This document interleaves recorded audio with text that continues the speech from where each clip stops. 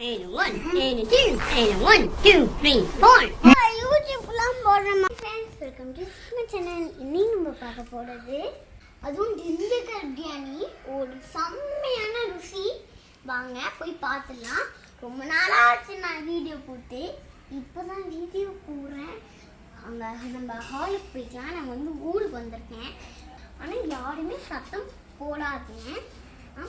ஏன்னா என் தம்பி தூங்குறான். ஆனால் சைலண்டாக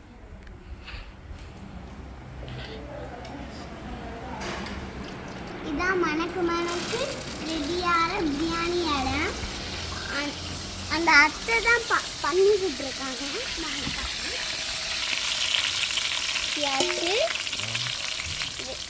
இஞ்சி பட்டை கிராம்பு எல்லாமே போட்டிருக்காங்க. பிரியாணிக்கு தேவையானதுலாம் கிரேவியாக பண்ணுறது மாதிரி. நம்ம கருவேப்பிலை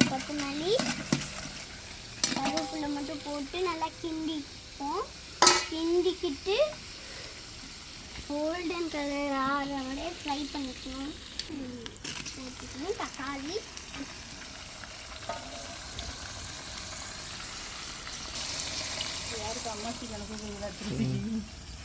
லெமனை நல்லா ஸ்க்யூஸ் பண்ணிக்கணும்.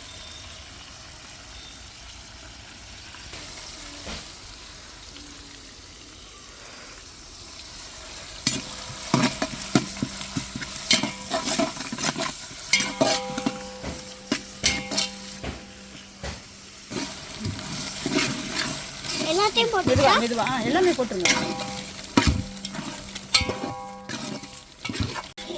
மசாலா போட்டுட்டோம். ஒரு படி அரிசிக்கு 1.5 படி தண்ணி. செட்னா ஸ்டைல் பிரியாணி சாப்பிடலாம்.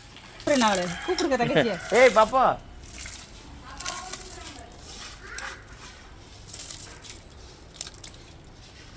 பாத்தீங்களா அரிசி போட்டாங்களா?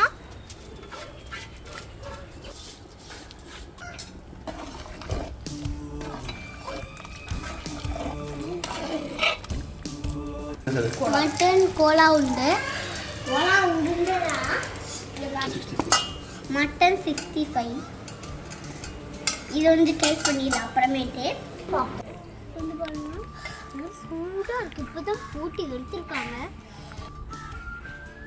நசுக்கி வச்சுருக்கேன். இது வந்து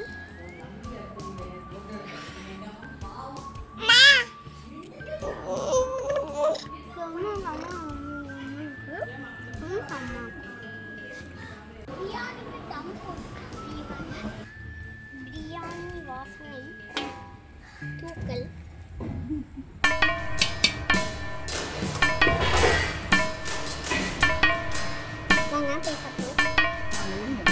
பிரியாணி ரெடி, கோலாங்க ரெடி, அதுக்கு கைப்பச்சடி ரெடி. எல்லாத்துக்கும் வாங்க பிரியாணியும் எடுத்து வந்துட்டாங்க.